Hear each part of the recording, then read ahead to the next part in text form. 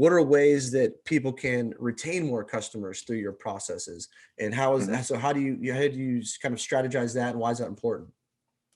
So when someone gets into your list or when someone visits your website, it's up to you to maintain that relationship. So it's like a dating relationship.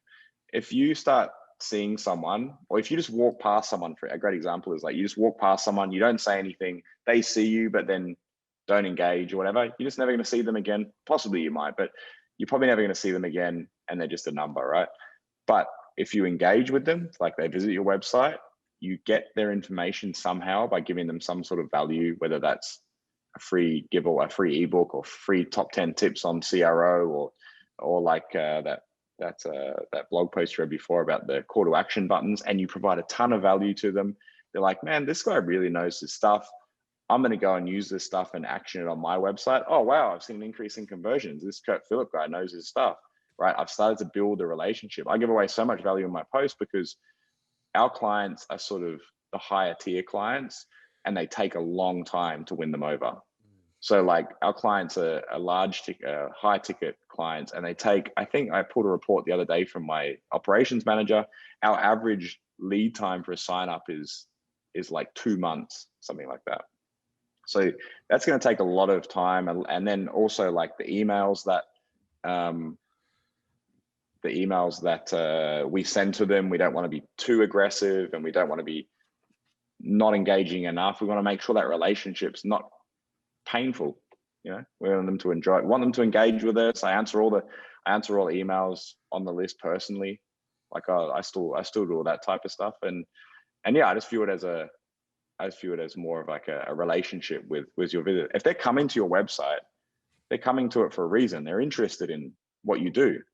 So you got to maintain that somehow by providing value or in some way or another.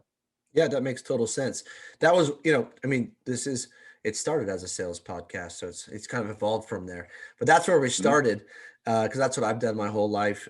And so, staying on that, how you've grown and scaled your own business. Now, is it a lot of you're just trying to drive traffic to your site, collect leads, and then you go out and like you're talking about, you foster the leads and you kind of nurture the leads, provide value until they eventually come around?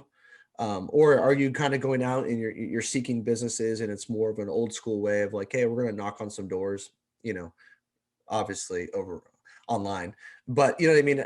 Is there different tactics you take, or maybe both, as far as an approach to grow and scale your own business?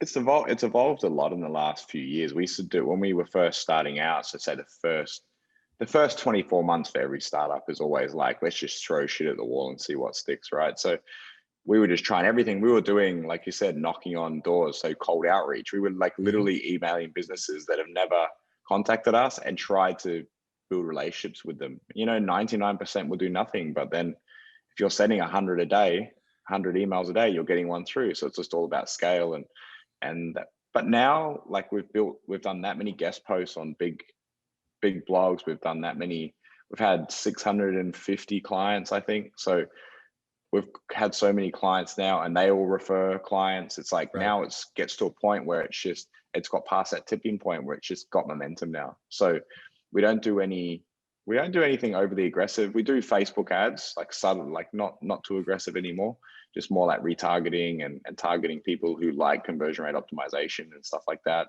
sending guest posts out and sending an offer out. But yeah, just very basic now. We don't do anything crazy email funnels and put through people through different segmentations. It's just because we're a low volume, high ticket business. We Right. don't use those sort of models like Russell Brunson does, type of thing. Yeah. Yeah, I think that's best case scenario, Mhm. because you can It really just takes a lot of work. Yeah, it just yeah. takes a lot of work to do it, and in person, and like you have to shake hands, you have to network, you have to get up on stage, and it's like a bit old school, which a lot of, I guess, more introverted people might not like to go towards, but it works. It's worked for me, so.